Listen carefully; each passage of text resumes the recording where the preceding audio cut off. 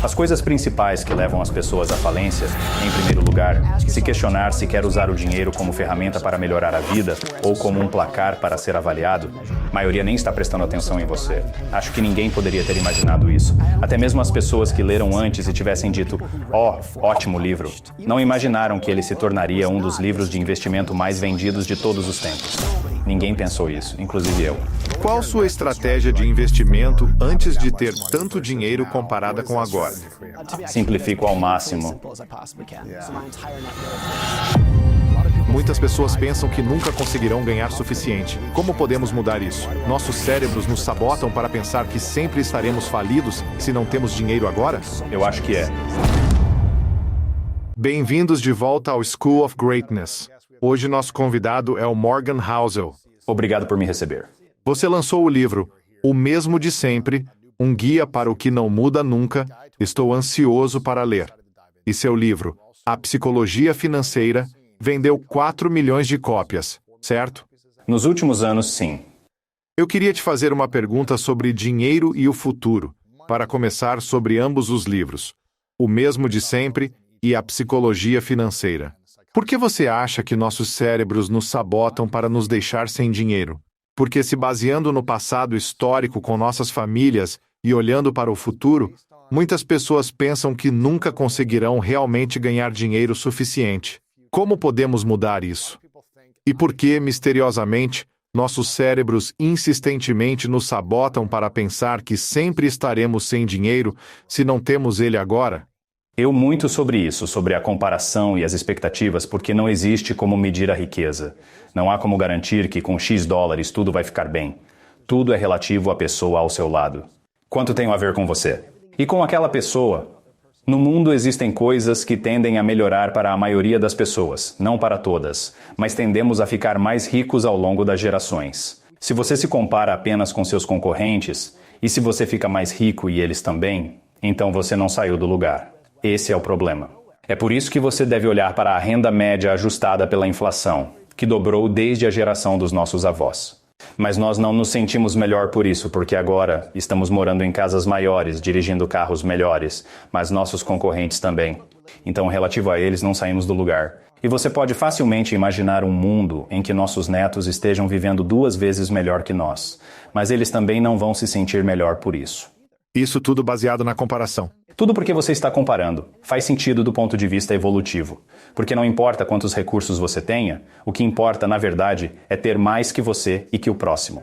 Tem aquela piada das 2 pessoas e um urso. Um deles corre e o outro diz, seu idiota, você não pode correr mais que o urso. E o outro responde, eu não preciso correr mais que o urso, só preciso correr mais que você.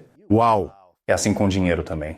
E é realmente triste pensar que você pode viver em um mundo onde tudo está melhorando e ainda assim você não aprecia nada disso porque estava esperando por tudo. Mas isso tem acontecido desde sempre e eu sinceramente acho que inevitavelmente vai continuar acontecendo eternamente. Sério? Isso nos dá uma segurança psicológica? É isso? É apenas uma comparação social geral. Tem aquela piada do Chris Rock em que ele afirma que se Bill Gates acordasse com o dinheiro da Oprah, ele se jogaria da janela. Porque, afinal, com quem um bilionário se compara? Outros bilionários. Também refleti sobre o salário mínimo no beisebol da liga principal, que é de, em média, $500 mil por ano. É muito dinheiro. Mas será que o jogador dos Yankees ganhando isso se sentem satisfeitos? Não. Ele está competindo com pessoas que ganham 10, 20, 30 milhões por ano. Então, mesmo que você esteja acima da média, você não se sente assim. Com base no livro O Mesmo de Sempre, e ligando ele ao A Psicologia Financeira, quais são os 3 principais padrões que mantêm as pessoas constantemente sem dinheiro e os 3 principais padrões que estão enriquecendo as pessoas? Eu acho que as coisas principais que levam as pessoas à falência, em primeiro lugar, a mais importante. Pode parecer bobo, mas eles acham que não têm sorte suficiente. Existe muito disso. Eu conheço muitas pessoas que discordariam dessa afirmação, então se você discorda, eu entendo. Mas eu acho, como eu disse anteriormente, em qualquer tipo de sucesso extremo, até mesmo o meu, e eu arriscaria dizer o seu também, se você for realmente honesto ao ligar os pontos do passado, você diria que aconteceu algo com você que nunca planejou. Que você não uma estratégia para isso. Algo que simplesmente aconteceu. Mesmo que isso seja a época que você nasceu. Essa é uma grande parte disso, e é algo que acho muito fácil de ignorar. A segunda coisa é alguma forma de visão de curto prazo. Ouvi uma ótima história do MrBeast recentemente, onde ele disse que quando as pessoas com canais no YouTube vêm até ele pedindo conselhos, e tenho certeza que muitos fazem isso, ele fala para todos a mesma coisa. Ele diz, faça 100 vídeos e depois volte para falar comigo. E ele disse que 99% dessas pessoas desistem antes de fazerem 100 vídeos. E a pessoa que de fato chega aos 100 não precisa voltar. Mas o fato de que 99% delas desistiram é o que mostra isso. É simples assim. Você tem a determinação, a confiança para manter isso em qualquer empreitada de negócios, em qualquer investimento?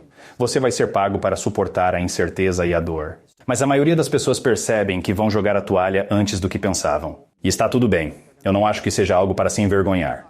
Mas as pessoas que não conseguem são as que desistem. E as pessoas que conseguem são as que simplesmente têm uma tolerância muito alta para a dor.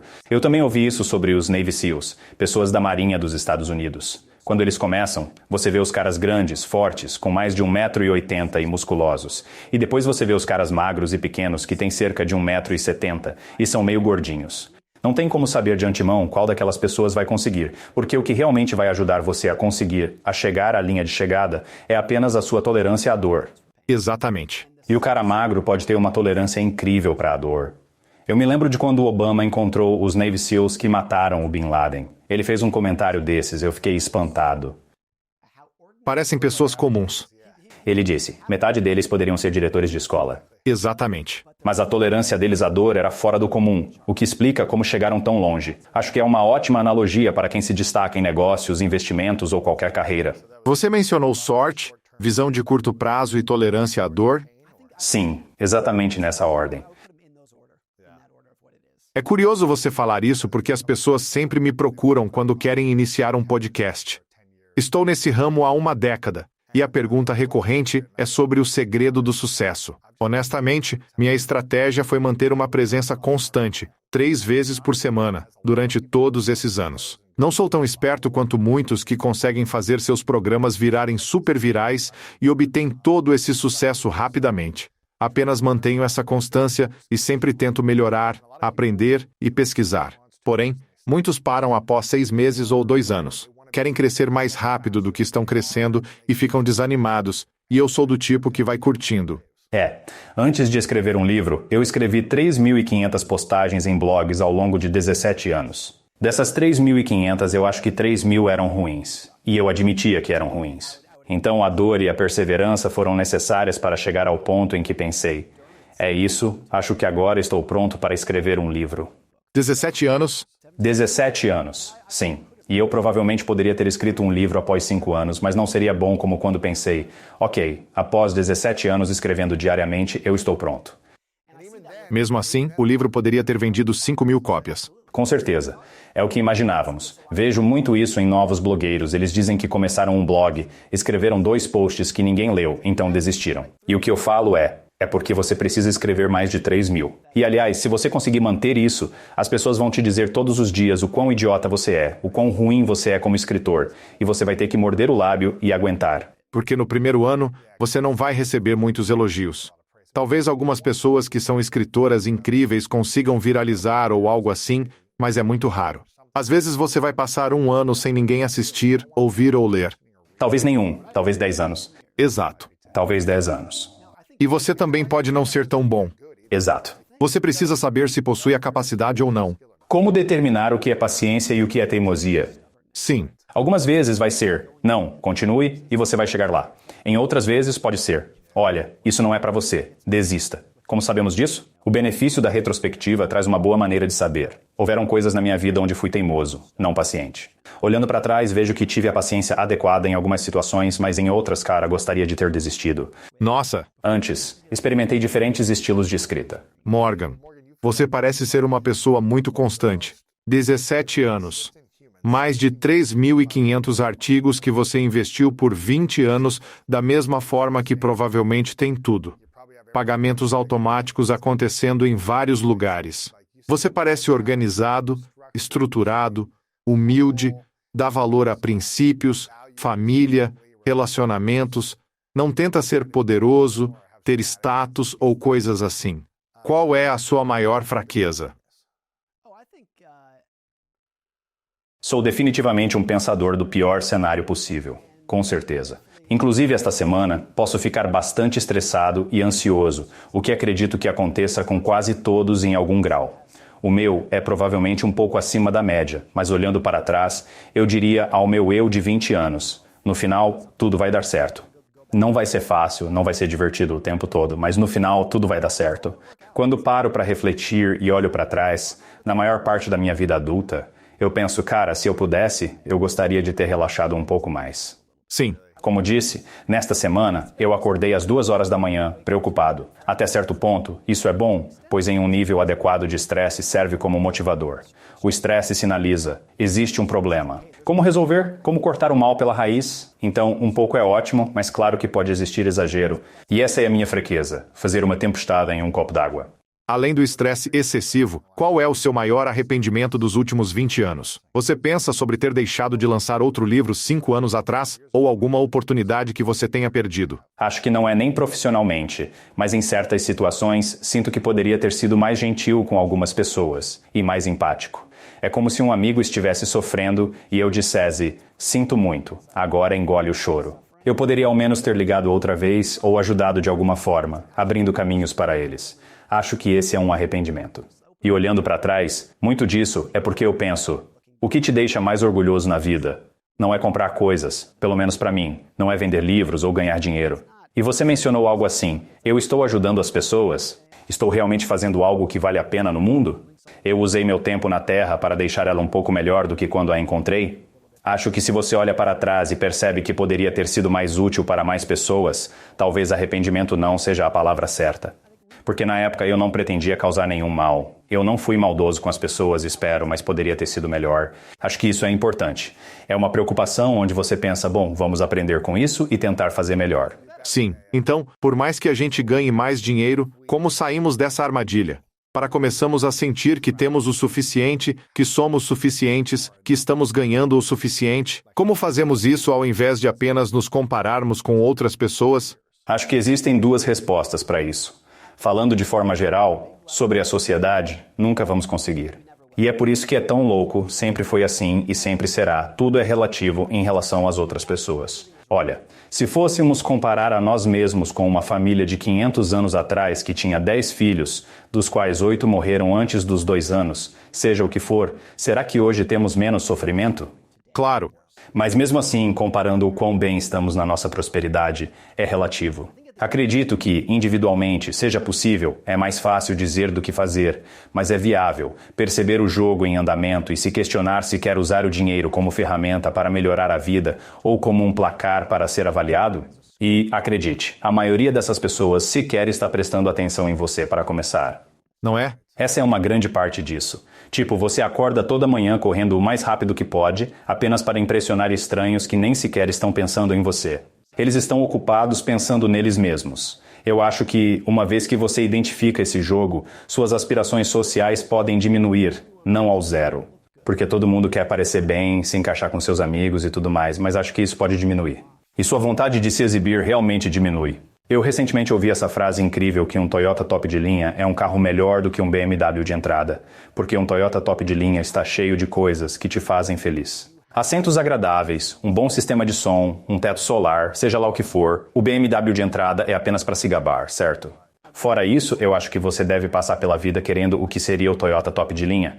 Não é sobre se exibir para os outros. É se fazer feliz, em vez de apenas tentar mostrar suas penas de pavão para impressionar as pessoas. Com toda a pesquisa que você fez sobre a psicologia financeira e agora, com o mesmo de sempre, sua vida mudou completamente nos últimos anos, financeiramente, socialmente, em termos de oportunidades. Você tem mais dinheiro agora do que tinha 3 anos atrás, provavelmente mais do que imaginava. Você tem mais oportunidades, você tem mais acesso, você tem mais de tudo. Sua vida melhorou ou piorou desde que você passou a ter muito mais? Eu diria que isso não aumentou a minha felicidade. Provavelmente me deixou mais satisfeito. Podemos confundir isso com felicidade, mas são bem diferentes. Não acho que estou mais feliz a ponto de acordar sorrindo mais que antes. Porém, penso que agora tenho menos dias ansiosos. Digo menos porque ainda existem. Então acho que isso removeu a ansiedade, mas não aumentou a felicidade. Penso que para a maioria das pessoas é sobre o que o dinheiro vai fazer por elas. Cada pessoa é um pouco diferente, mas creio que isso seja algo bem comum. Elimina o quê? Isso vai eliminar a ansiedade e diminuir o número de dias ruins que você tem. Não vai aumentar o número de dias bons que você tem. Ou, se aumentar, é pouco, porque as pessoas se acostumam à casa nova, ao carro novo e coisas do tipo. Você nunca vai se acostumar a ter dias ruins. A eliminação disso sempre será uma influência positiva na sua vida. Claro. Buscar essa satisfação vale a pena, é algo muito bom. Não estou dizendo que o dinheiro não faz nada por você, ele definitivamente faz. Mas satisfação não é felicidade. Uau! Isso tem sido assim para mim. Minha esposa e eu encontramos um estilo de vida que nos atende e ficamos por aqui. O que realmente importa é nosso tempo com nossos filhos, caminhadas, caiaque e não a busca por status comprando uma casa maior, um carro mais elegante. Isso realmente não nos atrai tanto. Entendi. Então, nesse sentido, nada mudou. Mas por que decidimos isso? O que você estudou antes de A Psicologia Financeira ser publicado, que você costumava conversar com pessoas que tinham mais dinheiro, que estavam fazendo dinheiro ou que assumiriam um risco? Você também fala no livro sobre isso, sobre assumir riscos e a sorte envolvida nisso. Você fala que você teve que testar uma teoria. Quando todo esse sucesso chegou para você, o que foi que te levou a perceber que, eu estou vivendo minha pesquisa? E como você reagiu? Eu acho que antes dos livros serem publicados, eu teria falado a mesma coisa que acabei de dizer. O dinheiro não vai te fazer mais feliz. Mas eu queria mais dinheiro também. Queria mais dinheiro. E quando você vivencia isso, para mim foi tipo, nossa, é realmente verdade. Isso é incrível. Mas dizer isso para alguém que ainda aspira a alcançar um determinado patrimônio, assim como eu fiz, mesmo que você acredite nisso, você fica meio, mas e agora? Mas realmente te faz feliz. Eu acho que vivenciar é incrível. Aposto que você também já teve essa experiência, não é? Sim. Acho que o que me faz mais feliz é saber que, eu trabalhei muito para criar algo. Eu superei desafios, coloquei isso no mundo, venci meus medos, acreditei em mim mesmo, consegui pegar uma ideia da minha cabeça e realmente agi para criar algo, para tornar real. E isso agregou valor às pessoas. Se me rendeu mais dinheiro, é só um bônus legal. Eu penso, nossa, que bom. Agora eu posso fazer mais com isso. Mas eu acho que é mais sobre toda a jornada, sobre o que eu tive que superar para fazer alguma coisa. Pensar que isso realmente ajudou outra pessoa. É nisso que eu penso. Eu nunca tinha doado dinheiro, comecei recentemente, coisa que, para ser sincero, até me envergonha não ter feito antes, 1 ou 2 anos atrás. Fazer isso é muito importante, é ótimo. E se você pensa, será que comprar um relógio novo para mim ou um carro novo vai aumentar minha felicidade? Talvez superficialmente. Essa quantia de dinheiro é insignificante para mim, mas pode mudar a vida de outra pessoa. E então você percebe que investir é sobre alavancagem e juros compostos. E você vê a alavanca de tipo $10.000. Isso não vai fazer nada por você. Mas $10.000 podem realmente mudar a vida de uma pessoa para sempre. Aí é que você pensa, nossa, isso é algo muito importante. Sim. E eu acho que uma vez que você atinge um certo nível de vida material, seja qual for, talvez não para todos, mas existe certa. Culpa provavelmente não é a palavra certa, mas você vê que existe coisa errada no mundo. Então pensa, será que preciso inflar meu ego ou ajudar quem realmente precisa? Não. E essa é outra coisa que se fosse há 3 anos atrás eu diria, sim, isso é um problema. Mas quando você vivencia isso, é outra experiência. Pensando na vivência e nos planos para o futuro de cada um, por que você acha que a maioria das pessoas nunca vai sair dessa mentalidade de escassez? Mesmo que o dinheiro seja relativo, por que existe essa mentalidade de escassez para a criação de abundância para si mesmas? Eu acho que são 2 coisas. Primeiro, se você for honesto a respeito da história, o mundo é muito frágil e existe muito disso. Se olharmos para a história, é uma corrente constante de surpresas e contratempos, decepções, mercado em baixa, pandemia, mas existe um progresso ridículo embutido nisso. Isso não significa que eu pense que o mundo se transforma profundamente a cada 10 anos. Porém, mais ou menos uma vez a cada 10 anos, ocorre um evento que faz você perceber que ele não é mais o mesmo. Tudo está diferente agora. Com o 11 de setembro foi assim, com o Covid foi assim. E historicamente é real, uma vez a cada 10 anos mais ou menos. Na sua vida adulta, na minha vida adulta, tem sido em grande parte o 11 de setembro, a crise financeira e a Covid. Uma vez que você viveu 2 ou 3 desses eventos, eu acho muito natural, saudável e preciso dizer a si mesmo que o mundo é um lugar perigoso e qualquer coisa pode acontecer. Sem falar no que pode ter acontecido na sua própria vida, você perde um amigo, é demitido, se divorcia. Então eu acho que esse nível de ansiedade não é só saudável como necessário. Como alguém pode se libertar disso para ter mais paz interior, sabendo que caos sempre vai existir ao seu redor e de formas imprevisíveis no futuro? Para mim, a ideia sempre foi essa, focar só nas finanças. Poupe dinheiro como um pessimista e invista ele como um otimista, acreditando que o mundo é frágil, você pode perder o emprego na semana que vem, se divorciar no ano seguinte, desenvolver câncer ou enfrentar uma recessão. Porque mais cedo ou mais tarde algo assim vai acontecer com você, acontece com todo mundo. Todo mundo vai passar por algum tipo de situação assim em algum momento. E você não tem ideia de quando isso vai acontecer. Você precisa se preparar para que isso possa acontecer a qualquer momento. Mas o mais importante é que, se você conseguir suportar isso e sobreviver a essas coisas, as recompensas para aqueles que não desistem podem ser incríveis. Sim. Sou investidor há 20 anos. Fiz meu primeiro investimento em 2003. Nesse período, nunca existiu um dia que não tivesse centenas de problemas no mundo e no mercado de ações. As ações estão supervalorizadas e o Banco Central comete erros.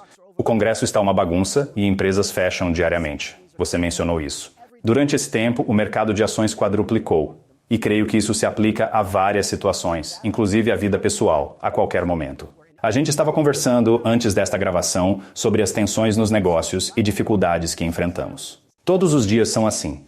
Mas se você para e olha para esses 10 ou 20 anos, uau, o progresso durante esse período, na verdade, foi incrível.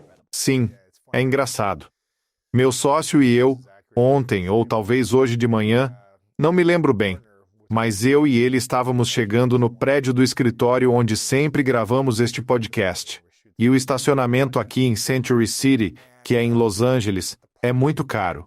O valor mensal do estacionamento é o mesmo do meu aluguel em Columbus, Ohio, em 2008.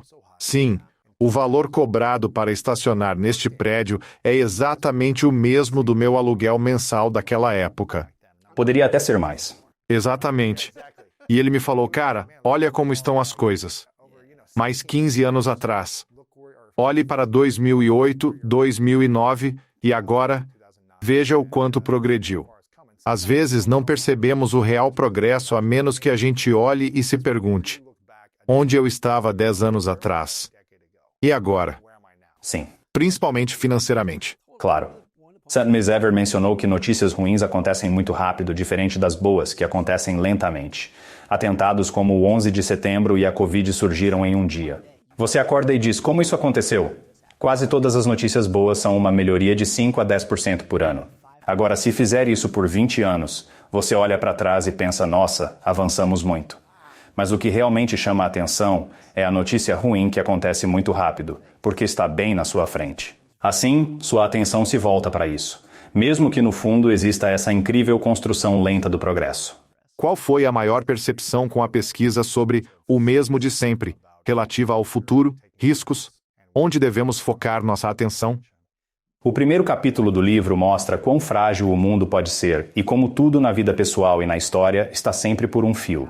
Quando olhamos para o passado e ligamos os pontos em retrospectiva de como chegamos aqui, isso vai nos dar grande humildade sobre a ideia de que sabemos o rumo futuro. Um ditado afirma que, para saber para onde vamos, é necessário saber onde estivemos. Porém, mesmo sabendo onde estivemos, percebemos que não fazemos ideia de para onde vamos. Uma história que surpreende é que, na Guerra Revolucionária, nos anos 1700, na Batalha de Long Island, George Washington e suas tropas quase foram exterminados pelos britânicos. A guerra finalmente iria acabar. Tudo o que eles tinham que fazer era subir o Rio Leste em Nova York. Eles iam cercar o George Washington e tudo estaria acabado. Isso não aconteceu porque o vento estava soprando forte na direção errada durante aquela noite inteira, então eles não conseguiram subir o Rio Leste. George Washington escapou ileso, e o resto é história. David McCullough, este grande e renomado historiador, foi questionado. Se os ventos estivessem soprando para o sul em vez de para o norte naquela noite, existiriam Estados Unidos da América? Nossa! Não, existe um zero. Zero dessas histórias na sua própria vida e através da história. Mas quando você aceita isso, como você encara os próximos 50 anos e pensa que sabe para onde vai? quando a existência inteira dos Estados Unidos dependeu literalmente dos ventos que sopravam em Nova York em alguma noite de 1700 e seja lá qual for o ano. Então, se o mundo é tão imprevisível no futuro, onde devemos investir nosso tempo, nossa atenção? Como devemos definir metas? Devemos criar as metas que realmente queremos? Ou nada disso importa? Sempre fui um escritor financeiro. E o que me incomodou por muito tempo, e ainda incomoda, é o quão ruins somos em prever o que vai acontecer. Mesmo com analistas. Quando será a próxima recessão? Quando as ações vão cair? Ninguém tem ideia. Vamos continuar fazendo isso como sempre fizemos, mas ninguém consegue fazer isso sabendo o que vai acontecer. Então você pode fazer duas coisas. Você pode se tornar um fatalista e dizer que ninguém sabe o que vai acontecer. Ou podemos focar nossa atenção nos comportamentos que nunca mudaram. O que faziam 100, 500 anos atrás? Vamos nos concentrar nisso porque sabemos que vamos continuar fazendo isso no futuro. Quais são esses comportamentos? Como as pessoas reagem à ganância, ao medo e ao risco. Como são atraídas por histórias, suas narrativas e pelas afiliações tribais delas. Isso nunca mudou. E se você estuda história ao ler sobre o que acontecia 500 anos atrás, o que vai te surpreender é notar a quantidade de coisas que ainda fazemos hoje. Nossa! Então, quando você descobre isso, você pensa, ok, é nisso que precisamos nos concentrar para o futuro. Acho que isso também vale para a sua vida individual. Eu li algo chocante esta manhã, e isso vai tomar um rumo que provavelmente ninguém esperava. O único e melhor indicador para dizer se você vai trair seu cônjuge é o número de pessoas com quem você dormiu antes de se casar. Ah, cara! Isso não muda. Nossa! Se você dormia com uma pessoa toda semana antes de casar, existem grandes chances de você manter esse comportamento após o casamento, e vice-versa. E essa ideia se aplica a muitas coisas na vida. Interessante. Quando você analisa seu comportamento, quem você sempre foi? O que você sempre fez? Existe uma boa chance de não conseguir se desvencilhar desse padrão. Com o que devemos nos preocupar em relação a nós mesmos ou às pessoas ao nosso redor quando se trata de dinheiro e oportunidades? Devemos nos preocupar mais com o desejo de poder, com a ganância das pessoas, com a inveja delas, com as emoções do passado que continuam emergindo hoje? Quais são as coisas com as quais devemos estar atentos? Eu acho que a característica mais perigosa no dinheiro, seja economizando ou investindo, é o medo de perder alguma coisa. Se você é suscetível a observar seus vizinhos, amigos ou colegas de trabalho enriquecerem, e isso te faz ferver de inveja. E mesmo que não pareça inveja, você vê e pensa, eu também preciso disso. Isso é muito perigoso por dois motivos. Primeiro, se você vê alguém enriquecendo rápido, existe uma grande chance de que isso não seja duradouro, que haverá uma reviravolta nisso. Seu amigo fez 10.000% em Bitcoin, você não vai conseguir repetir isso. Então, se você correr atrás disso depois do fato, você vai estar em apuros, vai perder tudo. A segunda coisa é como as pessoas mostram sua melhor versão. Falso provavelmente seja a palavra errada. Acredito que seja inocência, mas geralmente o que elas estão te mostrando pode não ser o que realmente é. Na faculdade, eu era manobrista aqui em Los Angeles e sempre me surpreendia. Algumas pessoas chegavam no hotel onde eu trabalhava dirigindo uma Ferrari, uma Lamborghini, um Bentley. E quando você acaba conhecendo algumas dessas pessoas, você vê que nem todas elas são bem-sucedidas. Algumas eram apenas associadas de algum escritório de advocacia que gastava metade do seu salário no aluguel de um Porsche. Nossa! A ideia de fingir até conseguir é tão poderosa aqui, que se você vê alguém dirigindo um carrão, pensa que precisa de um também, porque você também é inteligente e trabalha tanto quanto aquela pessoa. Mas ir atrás disso é perigoso, porque o que eles estão mostrando não é sucesso, e sim falsidade. Por que será que tantas pessoas sentem que precisam gastar, se endividar, para tentar impressionar pessoas que nem mesmo se importam com elas? Eu acho que é muito verdade que as pessoas sejam naturalmente programadas para o status e não para a felicidade. Sério? Para você evoluir, por assim dizer, você não almeja a sua felicidade, mas sim o seu sucesso. Por que isso? Isso vai atrair a atenção de possíveis cônjuges, sejam eles masculinos ou femininos. Não importa. É uma competição por recursos. Uau! Para que você possa subir na vida, para obter um status social mais alto. Para conseguir a melhor esposa, o melhor marido, os melhores amigos, seja quem for. É tudo uma competição. É por isso que, não importa o quão rica a sociedade se torne, eu acho que nunca nos livraremos disso. Você teve dificuldade? Sim, com certeza. Acho que não foi tanto, mas na minha adolescência e no início dos 20 anos, eu queria muito ter uma mansão e um Bentley. Isso, eu imagino, é o que todo jovem de 19 quer. Parte do motivo é que aos 19, ao menos para mim, faltava sabedoria. Eu não tinha nenhum conhecimento, não tinha habilidades para oferecer para uma empresa. Eu não sabia como amar uma mulher. Eu não sabia de nada. Então, quando você não tem nada a oferecer para o mundo, acho natural pensar: bom, talvez se eles olharem para o meu carro vão me admirar por isso. Acho que com a idade, pelo menos para mim, você começa a pensar: não importa se você gosta do meu carro, mas pelo menos para algumas pessoas, se existe sabedoria, eu posso compartilhar isso. Posso me comunicar mais efetivamente. Eu espero que as poucas pessoas que realmente desejo que me amem, me respeitem por isso, e não pela casa que eu moro ou pelo carro que eu dirijo. Então acho que quando você é jovem e não tem nenhuma dessas coisas para mostrar, é muito natural simplesmente dizer que quer um carrão. É tudo o que você tem a oferecer para o mundo. Você teve alguma preocupação onde viu essa ganância, inveja, sede pelo poder dentro de você surgir à medida que você ganhava mais fama, status e dinheiro nos últimos anos com os livros? Acho que desde jovem sempre consegui reprimir isso. Não é algo que aprendi, mas desde criança sempre fui esse tipo de pessoa. Aos 10 anos eu tinha apenas 2 amigos que eram muito próximos. Adulto, me sinto do mesmo jeito. As únicas pessoas que eu quero e que ter o amor delas é importante para mim é minha esposa, meus filhos, meus pais e talvez 2 amigos. Você não precisa de uma casa para impressionar eles. Não, eles me amam mesmo antes de ter uma casa. Você estar por perto é o que importa. Sempre fui assim, mas para outras pessoas, não é um defeito de caráter, e sim a personalidade delas. Preciso que 100 pessoas me amem. Ok, não há nada de errado nisso. Cada um tem seu jeito, mas já que minha necessidade de amor se limitaria a 6 pessoas ou algo assim. Uau! Não tenho esse desejo me exibir de forma alguma. De vez em quando penso, e se tivéssemos aquele carro? Parece legal. Às vezes, quando viajo, alugo um carro, a maioria das locadoras tem veículos muito bons. Sempre penso: isso vai ser divertido. Vamos alugar um Porsche amanhã. Legal. E quando eu entro no carro, eu penso: não é confortável. E é ótimo ter essa percepção. Você não precisa sonhar com algo que se você o experimenta isso. Mas eu não quero que o comentário soe como se: o Morgan é um pão duro e ele quer que você durma em um saco de dormir. Existem coisas materiais na vida que podem te fazer muito feliz. Coisas que eu gosto, que você vai gostar. Existem pessoas que pensam que nada disso importa. Viva em um apartamento tipo estúdio e dirija um carro velho. E eu penso, não, isso não é quem eu sou. Mas eu acho que você tem que perceber o limite do que isso realmente vai fazer pela sua felicidade. Qual a importância da sorte para o sucesso e o dinheiro? Eu acho que quanto maior o sucesso e mais dinheiro se tem, mais o fator sorte está presente, sem exceções. E não é dizer que as pessoas que têm extrema riqueza ou sucesso não foram inteligentes, trabalhadoras, empreendedoras. Claro que foram todas essas coisas, mas quanto mais alto você chega, você pode dizer que aproximadamente 90% foi sorte e 10% habilidade para todos. Não existem exceções.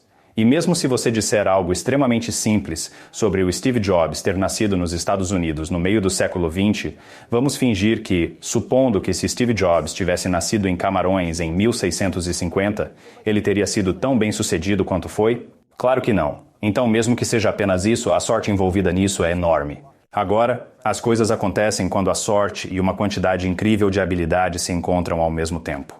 Mas eu acho que existem muitas pessoas no mundo que são tão criativas quanto Steve Jobs, tão determinadas quanto Bill Gates, tão motivadas quanto Mark Zuckerberg. Mas se elas não encontrarem seu momento de sorte em suas vidas, terão um nível mediano de sucesso.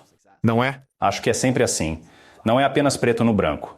Todas essas pessoas bem-sucedidas são ridiculamente talentosas no que fazem, mas é fácil apenas ignorar o resto. Saber o momento certo com as pessoas ao seu redor, as oportunidades, a fase da sua vida, tem tudo isso. Você previu o sucesso do seu livro? Não. Você achou que isso ia vender milhões de cópias? No que você pensou? Nem em 1000 anos. Para você saber que não é falsa modéstia, a primeira tiragem foi de 5.000 cópias.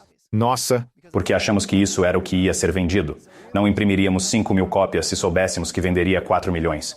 O primeiro ano foi um desastre. Tentando imprimir cópias suficientes para acompanhar a demanda, o que é grande problema. É bom problema para se ter, mas de fato é um problema. Então nem em 1 milhão de anos eu pensei que isso iria acontecer, nem a editora, nem ninguém. E eu acho que, mesmo olhando em retrospecto, não tinha como ter previsto isso. Acho que ninguém poderia ter imaginado isso acontecendo. Até mesmo as pessoas que leram antes de ser publicado, mesmo que tivessem dito, Oh, ótimo livro. Não imaginaram que ele se tornaria um dos livros de investimento mais vendidos de todos os tempos. Ninguém pensou isso, inclusive eu. Isso é incrível. Como era a sua estratégia de investimento antes? Ter aquele dinheiro em comparação com agora, com a renda entrando toda semana. A abundância não mudou nada, nem um pouco. Há mais zeros, mas é a mesma exata distribuição. Qual sua estratégia? Simplifico ao máximo. Todo o meu patrimônio líquido é uma casa, dinheiro, fundos de índice da Vanguard e ações da Markel, onde participo do conselho. Apenas isso. Não tem mais nada. Maioria está em fundos de índice? Sim, quase todas minhas ações estão em fundos de índice. Resto é dinheiro. O dinheiro está em títulos do Tesouro. Eu considero isso lixo. Mas é um lixo. Dinheiro está desvalorizado agora, não é? Sim. Quando você começou a ver os zeros se somando e teve mais dinheiro, você chegou a pensar: por que não compro um carro novo e bonito? Faço viagens mais luxuosas? Ou compro algo para minha família? Será que devo investir em coisas mais arriscadas? Sendo sincero, se você olhar para os nossos gastos anuais antes e depois do livro, ele aumentou em 3 vezes. Algo assim. Então não é como se não tivéssemos gastado nada, mas ainda temos uma porcentagem muito alta para a poupança. Gastamos mais dinheiro, mas foi tudo em coisas que vão realmente melhorar a nossa vida, não por ostentação. Férias em família. Não estamos fazendo isso para nos exibir para outras pessoas. Nós fizemos muitas coisas no interior da nossa casa, porque é disso que nos beneficiamos, não no exterior da casa que as pessoas enxergam. Continuamos dirigindo o mesmo carro e coisas do tipo. Materialmente as coisas ficaram melhores para nós. Mas eu penso que é quase que inteiramente em coisas que estão nos fazendo felizes, e não coisas para mostrar para os outros. O que piorou desde que você começou a ganhar mais? Essa realmente é uma boa pergunta. Acho que existe a ideia de eu consigo manter isso? E olha, acho que se tudo isso acabasse amanhã, eu ficaria bem. Psicologicamente poderia doer por um tempo, mas acho que eu ficaria bem. Não espero que isso dure para sempre. Ser autor é muito parecido como ser um atleta. Você pode ter alguns anos bons, mas não vai ter 30 anos bons. Isso geralmente é muito raro. A não ser que você seja o John Grisham ou algo do tipo. É bastante raro. Então, acho que preciso me manter psicologicamente preparado e isso pode acabar a qualquer momento. Mas existe aquela coisa de que, claro, eu quero que isso continue. Você pode querer que isso continue, mas precisa ser realista sobre as chances disso continuar. Então você tem que pensar, olha, se você tem algum nível de sucesso, ótimo, incrível. Mas algum dia isso vai diminuir e isso pode doer um pouco. Tem uma citação do Will Smith que eu acho ótima e uso no livro. Ele diz: ganhar fama é a melhor sensação do mundo. Ser famoso é ok, mas perder a fama te traz uma dor que você nunca experimentou. Porque o que as pessoas gostam é da subida do elevador. É a mudança das circunstâncias. Não é ser famoso, é ganhar a fama. E acho que com dinheiro é o mesmo. Ser rico é ok. Ganhar dinheiro é incrível. Vamos olhar para alguém que tem 10 milhões de dólares. Ter 10 milhões de dólares faz essa pessoa feliz? Talvez. Mas o que realmente foi emocionante foi passar de 1 milhão para 10 milhões. Sim. Aquela subida foi incrível. Agora, quando você vai de 10 milhões para 1 milhão, vai precisar de um terapeuta o mais rápido possível. Por que é tão doloroso perder? Mesmo que você ainda tenha muito dinheiro, de 10 milhões para 1 milhão, isso ainda é muito dinheiro no banco. Mas por que é tão difícil para as pessoas perderem mesmo que seja 10% e começarem a mudar seus comportamentos e hábitos que levaram elas a isso? Acho que isso acaba se tornando parte da sua identidade. Fama e dinheiro são elementos que permitem que você diga, eu sou tal. Não importa o que venha depois, é a sua identidade. Você pode não dizer isso para os outros, mas na sua cabeça, você é uma pessoa rica, você não fala isso, mas é o que você é. Agora, com seu patrimônio reduzido, você começa a se perguntar, ainda sou quem eu pensava? Se dizia ser um empreendedor bem-sucedido e enfrenta um ano ruim, questiona isso. Qualquer momento que você tem que questionar sua identidade é péssimo. É muito angustiante. O que uma pessoa pode fazer nesse tempo em que as coisas estão oscilando para manter sua identidade e valores que fazem ela se sentir completa como pessoa, em vez de se avaliar pelas suas posses? Eu acho que é realmente importante, se você tem algum tipo de sucesso na vida, que sua identidade tenha sido formada antes desse sucesso. Na medida em que isso muda com a riqueza ou fama, é perigoso. Eu tenho quase absoluta certeza de que minha esposa diria que eu sou exatamente a mesma pessoa que era 5 anos atrás. Espero que eu esteja mais maduro, mas nada material mudou minha personalidade ou como eu trato ela, como eu trato meus filhos. Se mudou, é nisso que você vai te machucar na sua queda. Eu ouvi uma história uma vez sobre soldados romanos antigos. Eles estavam voltando para casa depois da batalha, estavam cheios de arrogância, eram os guerreiros campeões, estavam desfilando pela cidade em um desfile de boas-vindas e contrataram pessoas para andar atrás deles e sussurrar em seus ouvidos. Você é apenas um homem. Você não é um herói, você é apenas um homem. E eu penso que a humildade forçada ou ir longe demais e enfiar a humildade goela abaixo é absolutamente necessário para todos. Esqueça os ricos e famosos. Todo mundo precisa se lembrar que são apenas uma pessoa. E é aqui que eu acho que ter filhos pequenos é tão útil, porque não importa quantos livros eu vendi, minha filha vai falar: acabou o suco. Me dê mais suco. Talvez eles até vomitem em você. Despejar problemas em você não importa para eles, tão bom de se observar. Quantos filhos você tem? 2, 4 e 8. O que você aprendeu como pai a respeito de ganhar dinheiro, mas ainda ter a certeza de que você pode criar filhos bons? Minhas opiniões sobre isso ainda não estão completamente formadas, porque é algo com o qual ainda estou lidando. Como meus filhos têm apenas 4 e 8 anos, não estamos falando em comprar carros ou qualquer coisa do tipo, então ainda estou tentando formar minhas opiniões. Esses dias eu conversei com um filho de um bilionário. Quando ele cresceu, seu pai já era bilionário. Ele tinha a visão mais equilibrada, ponderada e sábia sobre dinheiro que eu já ouvi. E ele vivia uma vida de luxo, jatos particulares, mansões e assim por diante.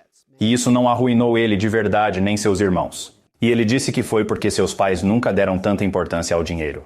E eles fizeram questão de garantir que seus filhos soubessem que só porque têm mais dinheiro que outras pessoas, não são melhores do que elas. Para valorizar as pessoas com base na sua inteligência, bondade e empatia, não no tamanho de suas casas. Eu acho que é muito difícil fazer isso. Os pais deles fizeram um trabalho incrivelmente bom. Seus filhos vão aprender seus valores, não seus hábitos de consumo. Mas eles podem se acostumar com algum nível de gastos, e isso pode ser perigoso.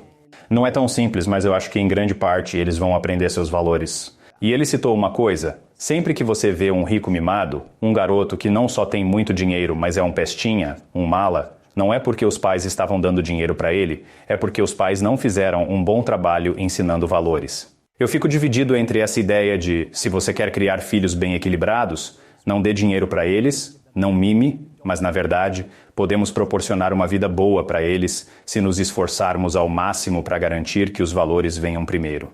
Eu fico em cima do muro, porque é mais fácil falar do que fazer. Sim. Quando você fala isso parece incrível, mas como fazer? Como se aplica isso? Também penso que existe algo muito importante, que é muito específico para cada criança. Imagine se o Bill Gates, Elon Musk ou Mark Zuckerberg tivessem herdado um 0 de dólares aos 18 anos. Isso não teria atrapalhado eles de forma alguma. Eles eram ambiciosos, independentemente do dinheiro. Se eu herdasse um 0 de dólares aos 18, seria um desastre. A maioria precisa ser motivada pelo medo de não ter sucesso. Porque se você sempre fala para seus filhos que eles sempre vão conseguir, que você sempre vai dar dinheiro, eles não vão ter esse medo. E isso é perigoso. Interessante. O equilíbrio é necessário. Acho que já ouvi você falar sobre atletas que declaram falência poucos anos após a aposentadoria, embora tenham muito dinheiro.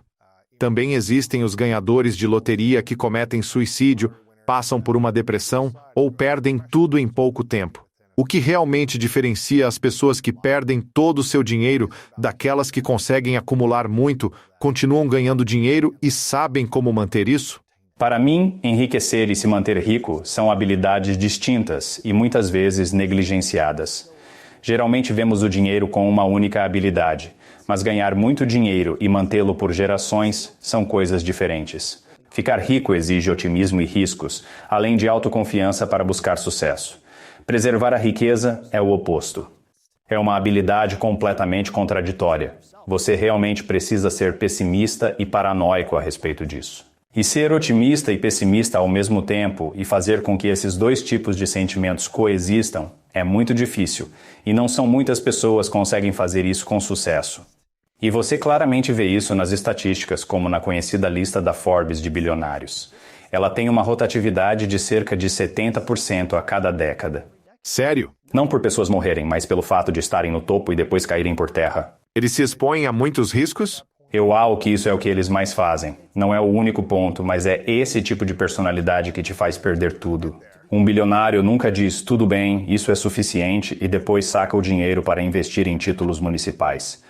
Não é? Eles não vão fazer isso. É a sede para crescer, a euforia, a sensação ao ver algum progresso. Tem anos digo que o Elon Musk pode se tornar trilionário ou falir. Na verdade, é um chute, mas creio que seja 50-50. Você não viu uma entrevista dele? Há pouco tempo atrás, ele estava falando algo do tipo, vamos ver no que vai dar. Sim. Os 44 bilhões investidos e talvez ele perca tudo. Sim. E ele falou, vamos ver no que vai dar. É assustador. Ousado. Ele está tentando ir para Marte, é óbvio que ele é ousado. E ele arriscaria 44 bilhões para conseguir. Insano.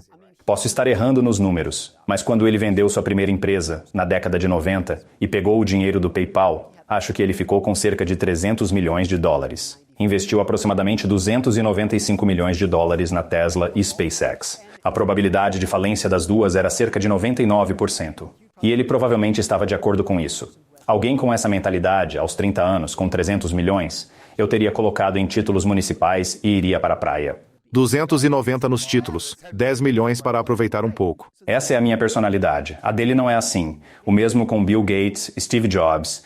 Todas essas pessoas, quando ganham dinheiro, não conseguem parar. E eu admiro muito essa personalidade, mesmo que não seja a minha. É quase como se eles estivessem tranquilos com a ideia de ficar sem dinheiro, porque eles sabem que podem ganhar novamente. Jeff Bezos fala sobre uma técnica para minimizar arrependimentos. Como funciona? A cada grande decisão, ele se imagina com 100 anos em seu leito de morte, querendo ter o mínimo de arrependimentos. Então ele se lembra de quando começou a Amazon em 1993 ou 1994, ciente da pequena chance de sucesso, mas sabia que se não tentasse, se arrependeria pelo resto da vida.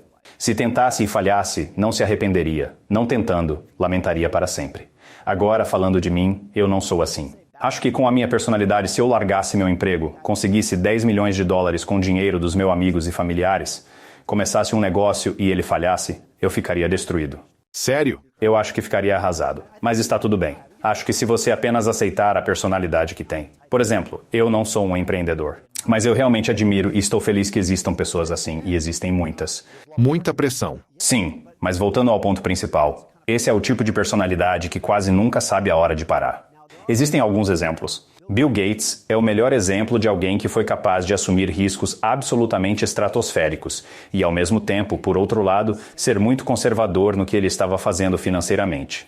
Quando ele iniciou a Microsoft, ele deu a maior tacada empreendedora que alguém já fez. E, ao mesmo tempo, administrava a Microsoft de uma maneira para que sempre tivessem dinheiro suficiente em caixa para pagar os salários por um ano sem receita nenhuma, é a maneira mais conservadora que se pode dirigir um negócio. E a maioria dos empreendedores, se tiverem a coragem de dar essa tacada, também vão ter que gerenciar o negócio, mas é como estar por um fio. Quando você administra as coisas assim, eventualmente vai à falência. E é por isso que eu acho que é raro quando acontece, mas acontece. E essas são as pessoas que fazem acontecer. Por isso que ele é tão rico há 50 anos. É loucura. Então, pelo que estou entendendo, você está dizendo que existe uma diferença entre ganhar dinheiro e manter dinheiro. E se a gente não souber ou não aprender a como ganhar dinheiro, quando tivermos ele de forma rápida, uma herança ou ganhando na loteria, as chances de manter esse dinheiro são muito pequenas. Eu acho que quanto mais fácil conseguir, mais fácil vai ser para perder, geralmente é o que acontece. Interessante. É como ir para Vegas e jogar com o dinheiro da casa. Nem pensa, só quer mais. Não pare. Esse dinheiro não tem valor ou importância para você. Então você usa ele para cá, para lá. Mas se você estiver cavando buracos, ele é valioso, porque é trabalho árduo, simboliza seu suor. Será que isso acontece mais porque você pensa, nossa, eu gastei 10 anos da minha vida para ganhar esse dinheiro, ele é muito importante para mim porque ele é o resultado do meu esforço. Porque em Vegas, quando é o dinheiro fácil, perder tudo não significa nada para você. Para começar, você não investiu nada para ter esse dinheiro. Mas, se você está construindo um negócio há 10 anos, esse negócio é seu xodó. E o dinheiro que ele está gerando se torna muito significativo para você. O que mais você aprendeu? No seu livro novo, O Mesmo de Sempre, o que realmente te chocou ou te surpreendeu? O que sempre me surpreendeu profundamente tem um capítulo do livro que é sobre o poder da narrativa, onde explica que quem tem a resposta certa não vence necessariamente. Quem diz a coisa precisa não vence. Vence quem conta a melhor história. A história que querem ouvir é daquela pessoa que faz as outras pessoas se alinham e dizerem: sim, este é o meu cara. Isso é visto na política sempre. Um político pode propor políticas muito ruins, mas se é o que as pessoas querem ouvir, ele vai ser o que está ganhando. Alguns especialistas em política podem dizer: bem, segundo os dados deveríamos fazer, esse político nunca vai vencer. É a pessoa que bate na mesa que vai ganhar todas as vezes, em ambos os partidos. Não importa de quem venha. Barack Obama, muito carismático. Trump, um excelente contador de histórias. Em ambos os lados, é sempre quem vai vencer. Mas acho que você vê isso em quase todos os empreendimentos. No negócio, na mídia, a melhor história sempre vence. Eu uso o exemplo do livro de Ken Burns, que faz esses documentários sobre história. Ele é o melhor documentarista que já existiu. E ele fez um documentário sobre a Guerra Civil. Ele saiu em 1990. Mais americanos assistiram aquilo naquele ano do que assistiram o Super Bowl. Uau! E isso foi para a Guerra Civil. Não é um tema novo. Todo mundo sabe o final. Conhecem história. Mas ele contou uma história tão envolvente que você ficará aí. É um documentário de 14 horas e 100 milhões de americanos assistiram tudo. E Ken Burns falou sobre o que é tão poderoso em um documentário que é fácil de ignorar é a música de fundo. E ele disse que ele literalmente editará o roteiro para que um certo batida na música de fundo combine com uma certa palavra e o momento certo dela. O momento exato dela. Para que, quando essa palavra poderosa for falada pelo narrador, pausa dramática, haja essa batida na música de fundo para chamar sua atenção. Provavelmente, o que está na tela também ajuda na conexão emocional e reação. Então é o seguinte: Ken Burns é o melhor historiador? Não. Ele está descobrindo informações inéditas sobre a Guerra Civil? Não. Mas é o contador de histórias mais brilhante que já existiu, e por isso o mais bem-sucedido. Ele conta sobre o passado melhor que todos. Melhor que qualquer outro, mesmo conhecendo todas essas informações. Seus documentários sobre eventos marcantes da história americana, como a Segunda Guerra Mundial, o Vietnã, a Grande Depressão, são fascinantes apesar de sabermos como terminam. Pelo que aprendeu, a melhor história vence. Como contar histórias melhores sendo tímidos, introvertidos e sem confiança? Não nos comunicamos bem. Como escritor, aprendi a força de ir direto ao ponto. É fácil subestimar o quão curtos são os períodos de atenção das pessoas, seja numa conversa informal ou escrevendo um e-mail ou mensagem de texto. Qual é seu ponto? E pronto. Sério? Mark Twain diz que crianças sabem como usar as informações, pois contam tudo o que sabem e param, ao contrário dos adultos, que contam histórias longas e cheias de devaneios e caminhos sem importância. Portanto, ser conciso é importante na arte de contar histórias. Foi isso que Ken Burns fez, buscando experiência mais imersiva. Bem, aqui está o interessante, até para Ken Burns. Um documentário de 14 horas sempre cativante, sem perder nenhuma palavra. É intencional. É intencional. Existem livros de 100 páginas com 90 a mais que o necessário. Há também os de 1000 páginas onde cada palavra precisa estar. Assim, brevidade não é sinônimo de curto. Significa que a cada linha, você está sempre cativado pelo que está lá. É eliminar o excesso e ir direto ao ponto. Assim, em todo momento no documentário do Ken Burns, há um ponto, e ele está te contando sobre ele. E quando termina de falar sobre aquele ponto, ele passa para o próximo. Você fala sobre um capítulo de vantagens competitivas, e como a maioria eventualmente acaba. O que isso significa? Existem pouquíssimas vantagens competitivas duradouras. Em alguns aspectos da sua vida ou negócios, por um instante, você detém essa vantagem incrível. Por exemplo, tem prazo de validade. Vou te contar o que ocorre com muitos fundadores. São bons em construir produtos, por isso inicialmente criam empresas bem-sucedidas. Ou sejam bons em arrecadar. Eles são bons em arrecadar dinheiro, mas digamos que como excelentes engenheiros, construam um produto incrível que as pessoas desejam, iniciando uma startup de sucesso com vantagem competitiva. E então a empresa cresce, e eles, como CEO, precisam dominar RH, questões legais e marketing, mas provavelmente desconhecem gestão de pessoas. A habilidade deles para construir esse produto não é o que você precisa para a empresa crescer. Exemplo perfeito. Uber. Travis Kalanick. Ninguém poderia ter construído o Uber desde o primeiro dia e transformá-lo no produto que ele fez pela sua grande ambição. Ele era de saia do meu caminho, vou construir isso.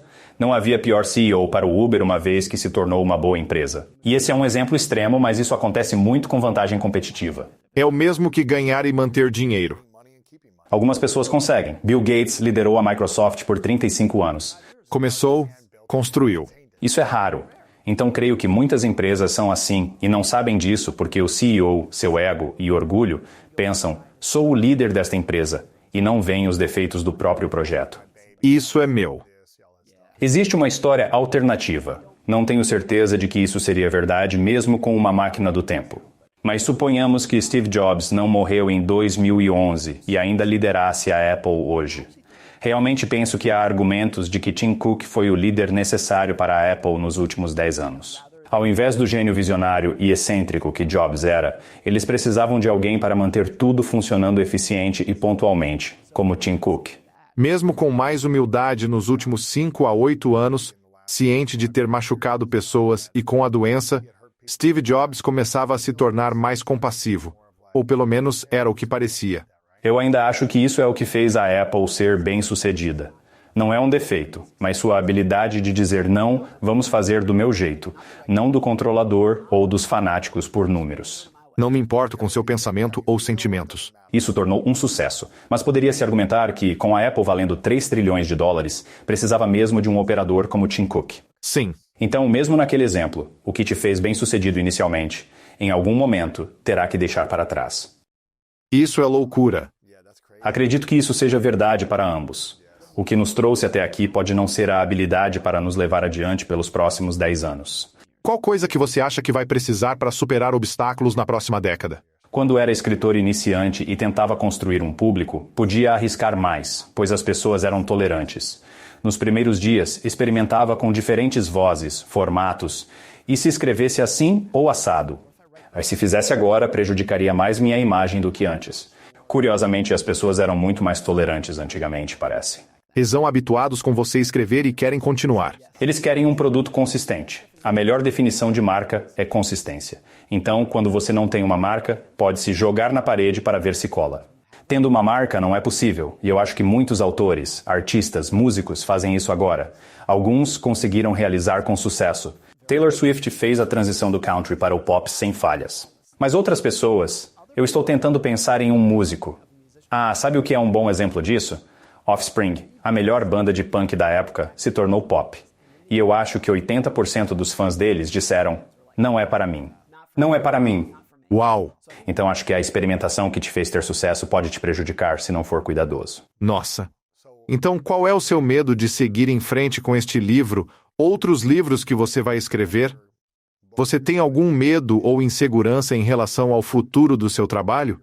Eu acho que sempre admirei, e escrevo sobre isso como sempre. Sempre admirei pessoas que param enquanto estão ganhando, pessoas que dizem, olha, cheguei ao ápice. Alcancei alturas que nunca pensei que conseguiria e tenho ainda mais oportunidades pela frente, mas já tive o suficiente. E para mim, o melhor exemplo disso foi Jerry Seinfeld, no auge do sucesso. Em 1998, a NBC ofereceu a ele 100 milhões pessoalmente por mais uma temporada e ele disse não, já tivemos o suficiente. Outro exemplo recente é Cameron Diaz, que muitas pessoas nem conhecem, mas ela não atua mais. Isso é fácil para mim. E eu acho que basicamente ela disse que alcançou tudo o que queria. Tipo, terminei. Estou pronta para passar para a próxima fase da minha vida. Sabe, outra pessoa que eu vi recentemente é Freddie Prinze Jr. e agora é piloto de corrida. Ele apenas disse, alcancei tudo o que queria na atuação.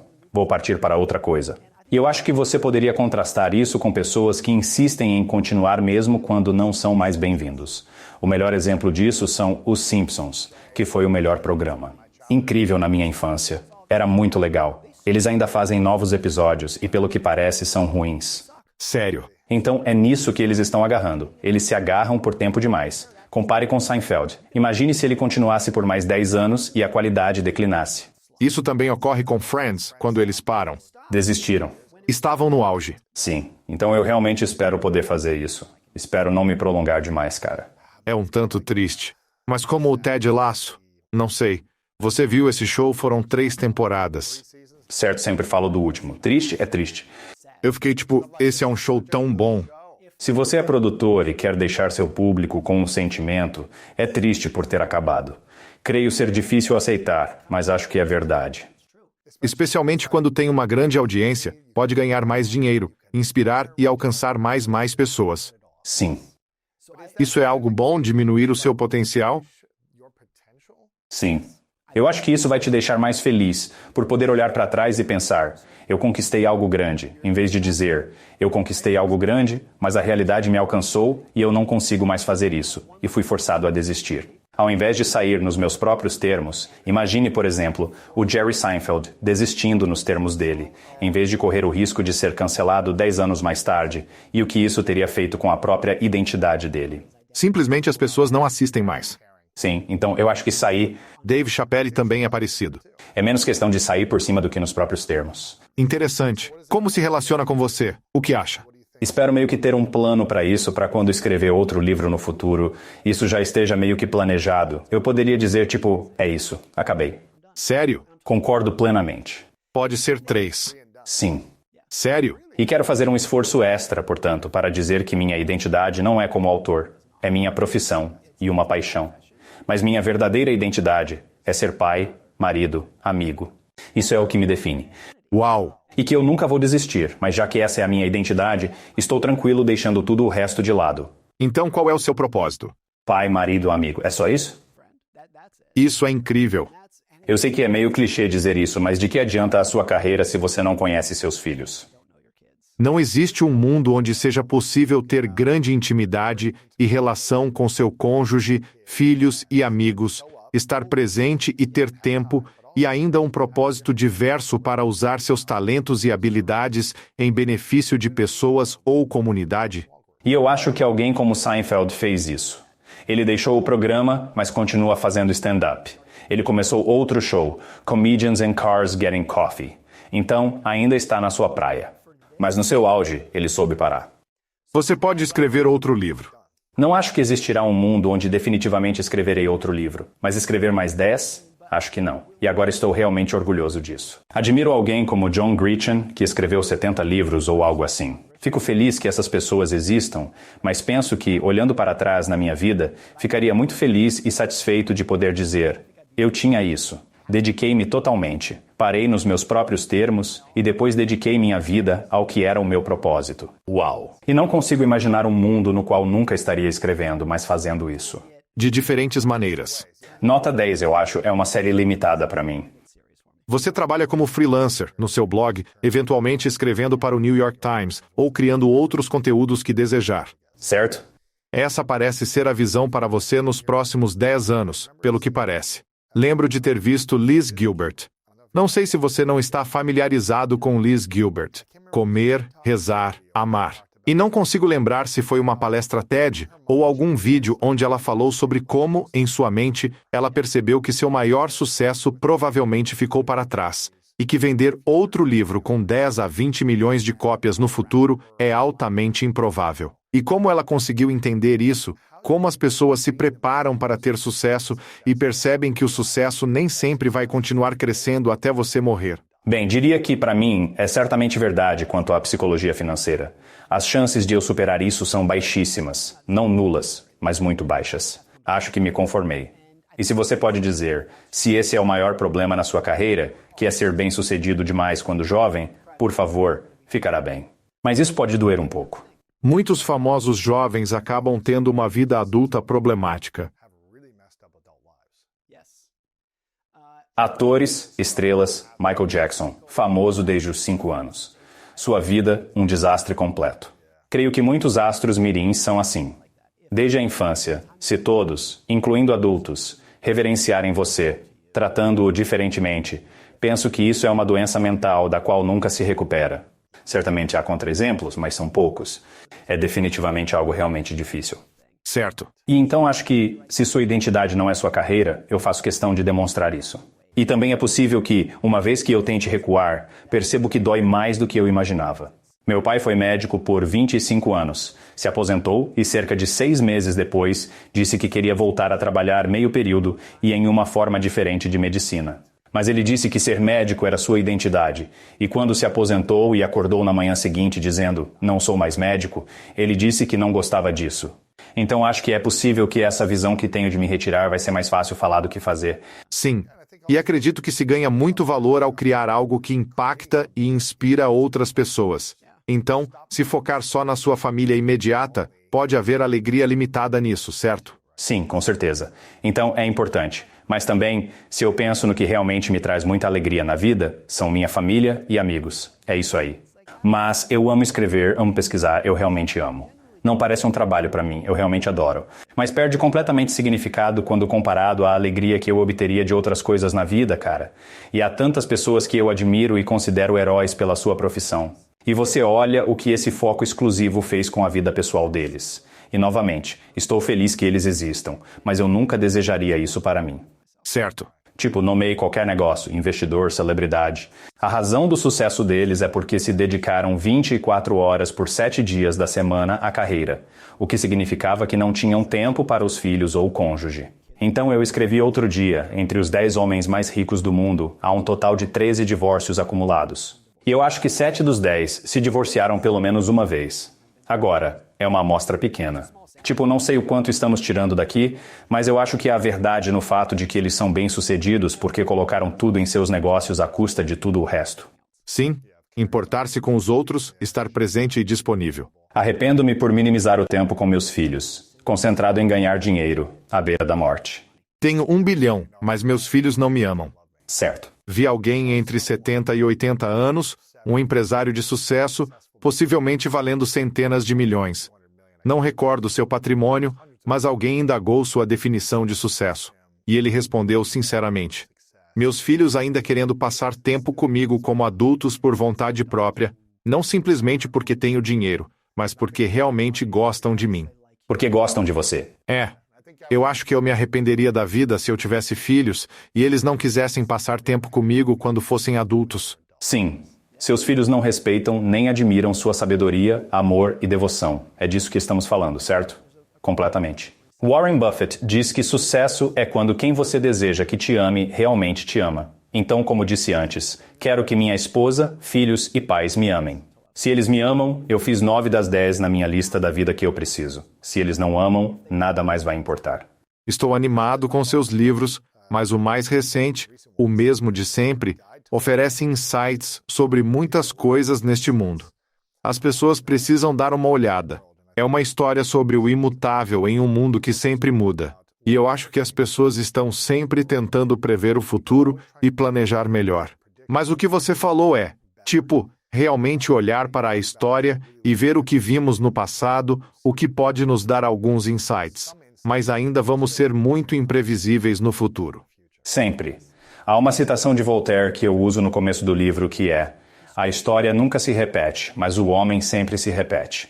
Os eventos específicos nunca se repetem, mas o comportamento sempre foi o mesmo e sempre será. E esses comportamentos-chave são o quê? Como? As pessoas reagem à ganância, risco, medo e oportunidade, grandes motivadores. É exatamente igual. Ao observar a história do mercado de ações e ler sobre as atitudes e sentimentos durante o crise de 1929, percebe-se que é exatamente igual ao que teriam hoje. Não mudou nada. Essas são apenas partes primitivas do nosso cérebro, reagindo a ameaças e oportunidades que não mudaram em milhões de anos.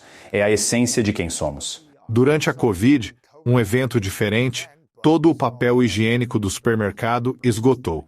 Esse acúmulo ocorre há séculos. Quando um furacão vem, se mora nessas áreas, os biscoitos doces desaparecem rapidamente. Biscoitos? As pessoas adoram ficar confinadas em casa, buscando calorias baratas e não perecíveis como biscoitos doces.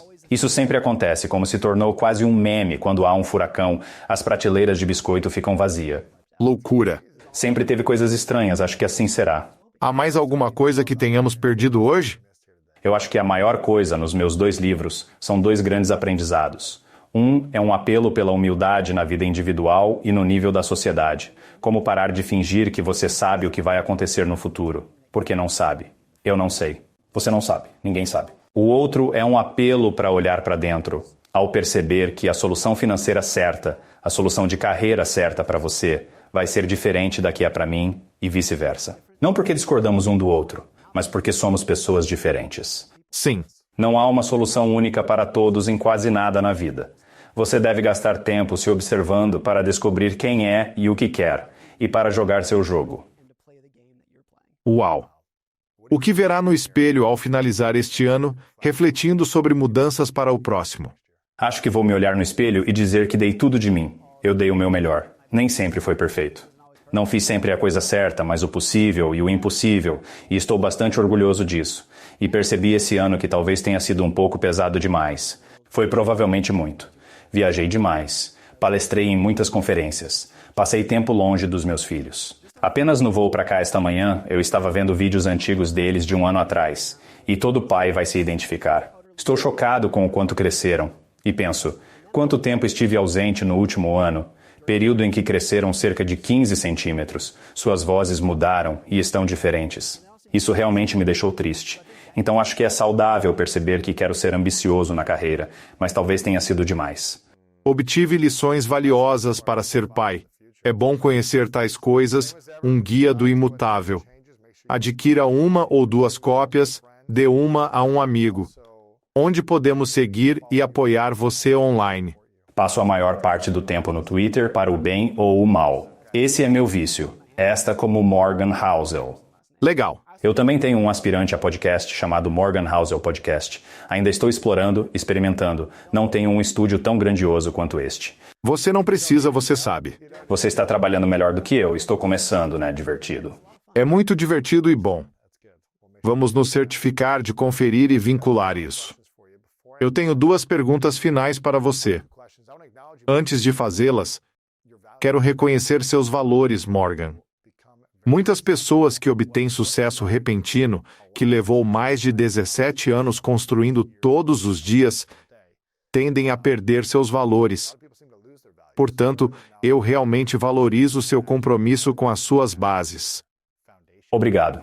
Ser uma boa pessoa, ser gentil com os outros, ter humildade, olhar para dentro, ser um bom marido e pai e um bom amigo. Então, eu realmente reconheço você por focar nisso como sua identidade, e não no seu sucesso profissional. E quando as pessoas me perguntam quem eu sou, eu digo que sou um homem amoroso, apaixonado e sábio, porque é assim que eu quero ser lembrado. É assim que eu quero ser conhecido pelos meus amigos, espero que pelos meus colegas e todos também, certo? E eu não sou perfeito o tempo todo. Tenho certeza de que as pessoas nem sempre falam isso de mim, mas é quem eu quero ser e é como eu quero aparecer. Saber como você quer ser lembrado é realmente importante. Sim. Buffett fala para escrever o próprio obituário e viver à altura dele. Que quero que digam no meu funeral? É estranho pensar nisso. Ninguém exaltará a grande casa de Morgan e seus numerosos e potentes carros. Quero que digam que fui um bom pai, marido e amigo. Ele ajudou sua comunidade. Então, como eu posso viver minha vida à altura disso? Assim, no meu funeral, é isso que eles realmente dirão. Eles afirmam verdades. Sim, é lindo.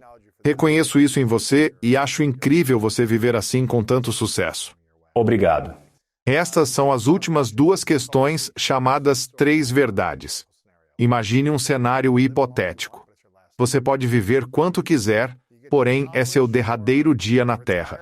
Você pode alcançar o sucesso, aposentar-se a qualquer momento, parar no auge, continuar enquanto desejar, realizando seus maiores sonhos e viver a vida ideal, pessoal e profissionalmente. Porém, no último dia na Terra, terá que levar seu trabalho com você. Todos os livros, artigos, áudios, vídeos e conversas desaparecerão. Pode deixar apenas 3 lições para o mundo. Seria o que teríamos do seu legado. Quais seriam essas 3 verdades para você, amigo? Uma seria: quanto mais sorte você tem, mais gentil você deve ser. Deve haver uma correlação direta entre esses dois, e eu acho que a maioria das pessoas tem mais sorte do que percebem, e por isso deveriam ser mais gentis do que já são, mesmo sendo pessoas ótimas e gentis. Essa seria uma. A segunda seria: pense muito no jogo que você está jogando na vida e perceba que o jogo que a sociedade diz que você deve querer jogar pode não ser o que você deseja. Então a sociedade diz que você quer ser rico e famoso, que você quer viver em uma mansão que você quer conquistar, e talvez você queira.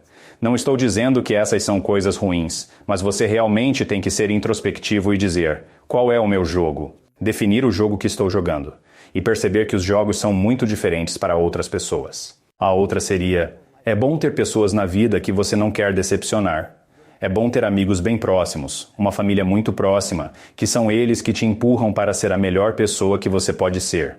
E eu acho que se você sempre tiver essas pessoas em mente a cada ação que você faz, ok, estou tomando essa decisão.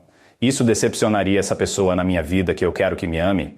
Eu acho que isso é um motivador realmente poderoso na vida. Isso é lindo e adoro. Última pergunta, Morgan. Qual sua definição de grandeza? O meu é acordar todas as manhãs e fazer exatamente o que você quiser, com quem você quiser, pelo tempo que quiser, é ser independente e autônomo. E para a maioria das pessoas, o que elas querem fazer é acordar e realizar o seu melhor trabalho. O importante é que você está fazendo isso nos seus próprios termos, sem alguém te dizer o que fazer ou como fazer. Agora, isso não quer dizer que todos devem ser empreendedores, mas eu acho que a capacidade de ser você mesmo é de onde quase tudo de ótimo na vida vem, tanto na sua felicidade individual, quanto no número de empresas, inovações. Tudo de bom na vida veio de alguém que estava fazendo isso porque queria fazer, não porque alguém mandou fazer. Então, independência e autonomia são aspectos realmente chaves do efeito do sucesso e da grandeza. Havia provavelmente algum elemento em mim que quase gostava do sofrimento, porque então eu entrava nesse espaço.